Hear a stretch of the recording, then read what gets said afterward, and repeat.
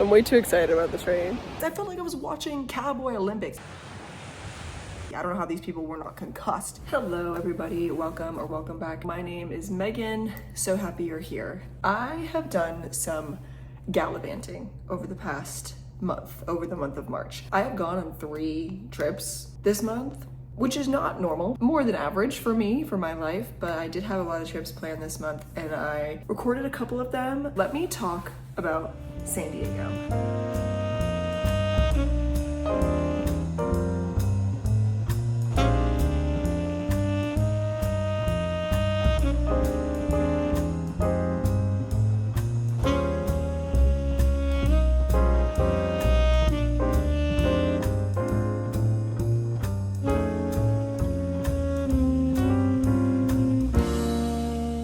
We are here in San Diego for Emily's 26th birthday, and she's on the phone with her mom. We're just walking around the little downtown area of Del Mar right now. There's surfers in the ocean. The coffee was amazing.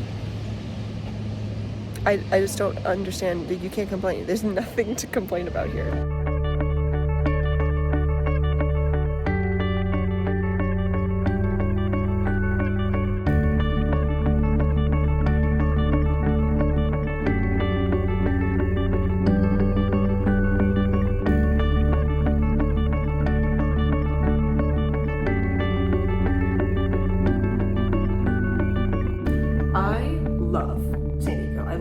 San Diego so much. I have been there a handful of times now. I think 3 or 4 times I have done a trip to San Diego, and all just like weekend trips. I really think this last time that I traveled to San Diego really just did me in. Like, it solidified how much I love San Diego. I had a great time every single time that I visited, but this most recent time I just did not want to leave, like, at all. So I went to San Diego for my friend's birthday weekend and also for her very first ever half marathon.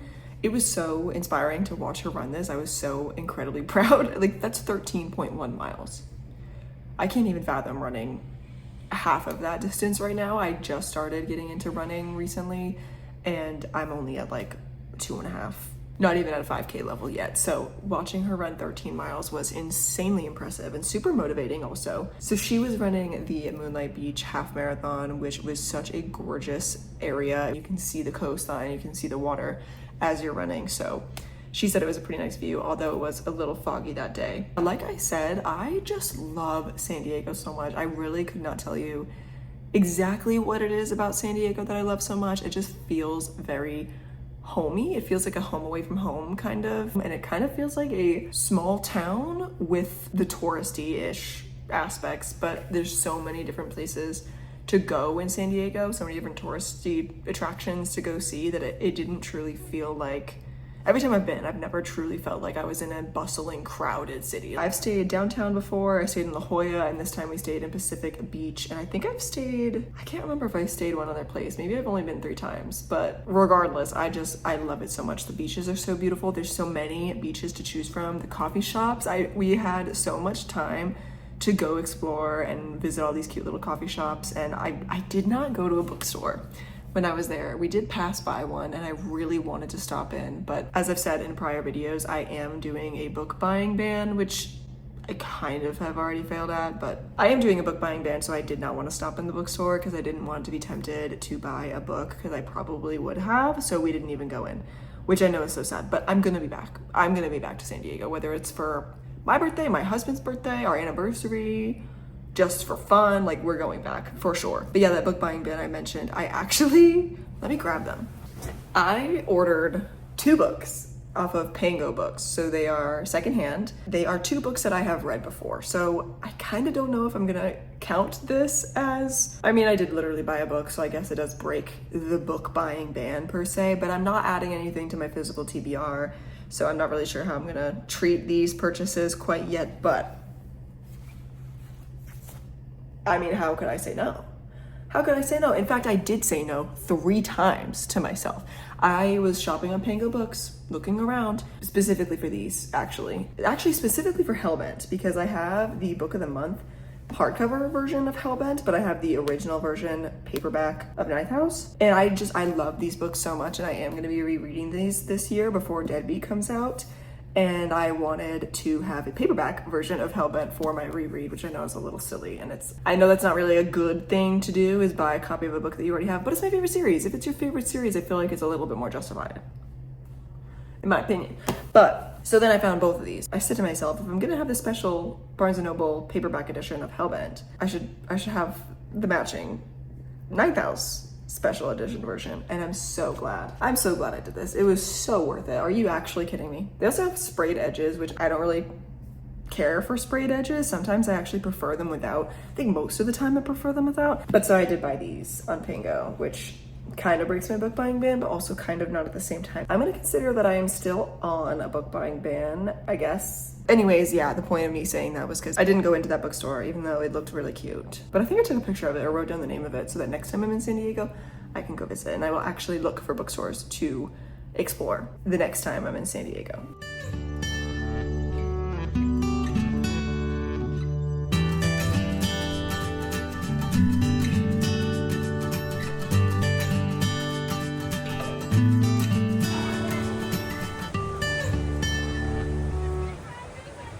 What the hell was that? Hello.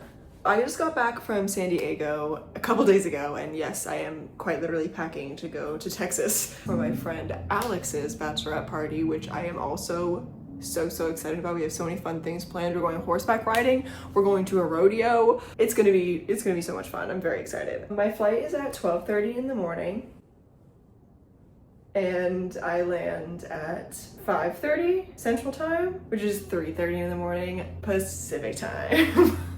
I fully thought that I was going to be able to sleep on the flight. For some reason in the back of my head, I'm like, oh my God, I'm gonna get so much reading done. No, girl, you're gonna be trying your best to sleep and take a nap. And then I was like, oh, I'll get a night's sleep on the plane.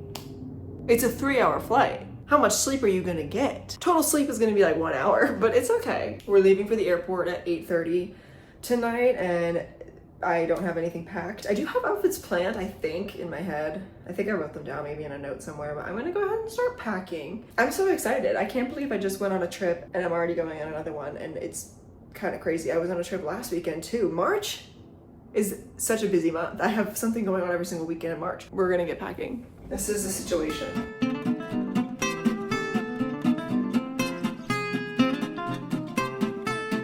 I am quite literally bringing so many pairs of shoes. This is insane. There's themed nights, you know what I mean? Like, I need to fit the theme. These jeans are a must, obviously, for obvious reasons. And this, okay, I just got this top. So there's a denim and diamonds theme night, and I didn't really have any cute denim anything other than jeans. I don't own a jean skirt, I don't own a jean dress. And I ended up finding this at Urban, and I actually really liked it. I ended up wearing it in San Diego for dinner one night. I'm not trying any of these outfits on before I pack them. I'm just hoping for the best. If it's a diamond theme, like denim and diamonds, I have this, oh, I don't know.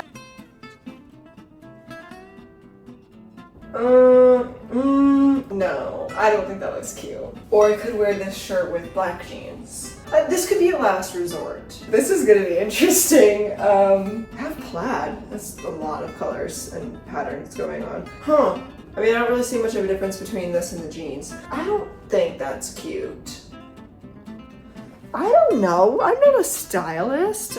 Could you imagine? I wanted to be a fashion major when I was younger. Look at me now. I have enough options. These are not coming. I think I almost have all my clothes figured out. I just need to actually pack them now, I think. I have 3 pairs of jeans, 2 pairs of shorts, 2 skirts, a dress, all for what, 4 days? Thursday, Friday, Saturday, Sunday. 4 days. I think I'll be fine.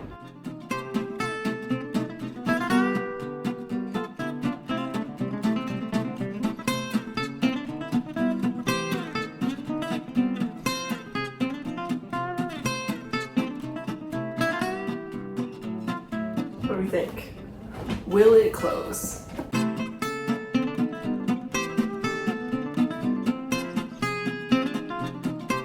think I can do it no problem, actually.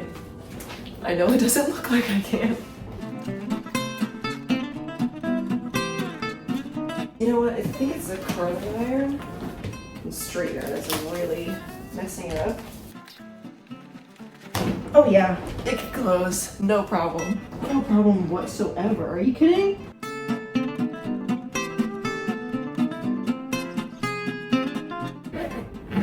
Perfect. 5 pairs of shoes, 3 pairs of jeans, a lot of outfits. Fit everything in that suitcase. I'm proud of myself. I fit 5 pairs of shoes, boots, 3 pairs of boots. Yeah, I'm gonna pack my backpack with the remainder of the stuff that I need to bring, and I think that'll be it. I think I'll be pretty good to go.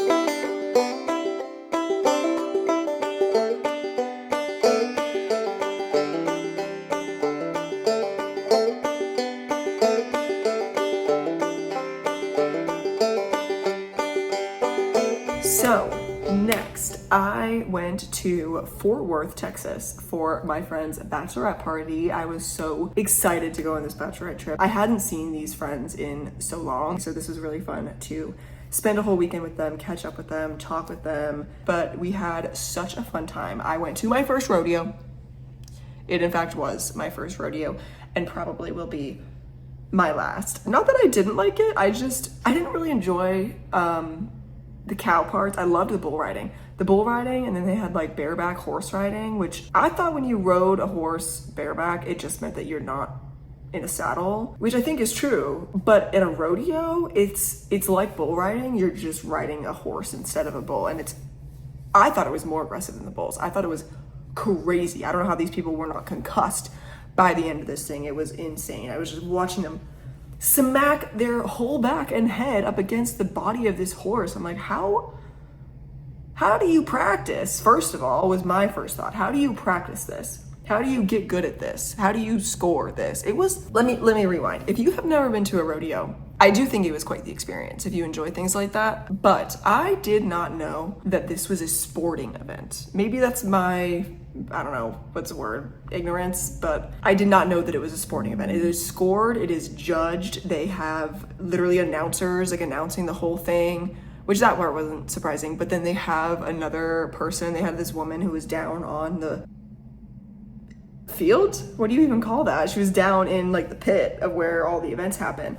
And she had a microphone with a camera crew, and she was interviewing the competitors, I don't know. She was interviewing the people that were performing these events. And these people had come from all over the US and some from other countries. There was a man from Mexico, there was a man from Canada, there might have been another one, but there were 2 people that were from outside the US. And I was just so shocked at what an event this was. I mean, I know everybody hears about a rodeo, right? You get kind of a gist of what it's going to entail, but I just did not know it was a sporting event. Like, they had a score box up in the corner, like the Olympics. I felt like I was watching Cowboy Olympics. It was so entertaining. And if you're wondering, okay, if you didn't know it was a sporting event, what did you think it was? I thought it was like a show, a performance. I thought it was one person performs for each event. And I thought it was like a circus, like a Southern cowboy circus. I thought there was like a bull rider and you watch him do the bull riding and he's performing. And then there's like the horses and all that other stuff. I thought it was a performance. I did not know that it was a competition. I did enjoy it, but the reason why I say it will probably be my first and last rodeo is because I didn't really enjoy the parts with the cows, like the calves and roping. I didn't really like too much. And the ones where they have to like jump off of the horse to tackle a cow, didn't really like those ones too much. It made me sad, to say the least. But all in all, it was a fun time, a good experience. Just probably would not go again. We did so many other things. We went horseback riding, we explored. Mostly we stayed around the stockyards, was where we spent the majority of our time. There was a brewery nearby called Second Brewing, I think is what it was called. And they had live music like in the back, a huge open air, like patio type seating place. And they had drinks and food. and live music, which was really fun. Oh my God, I completely forgot. One of my favorite parts, the dueling pianos. The dueling pianos was an experience. I have seen dueling pianos like from the outside before. I think I've walked by a dueling piano event when I lived in Vegas. So this dueling pianos, it was called Pete's. This place was so fun. The piano players were phenomenal. They were also very comedic. It was so funny. I was not expecting a comedy piano show, but honestly, as soon as this show started, it made sense that it was also a comedy show. We did a bunch of different things. It was honestly such a good time. I was not sure what to expect from Fort Worth for a bachelorette party, but it was really fun and a really good time.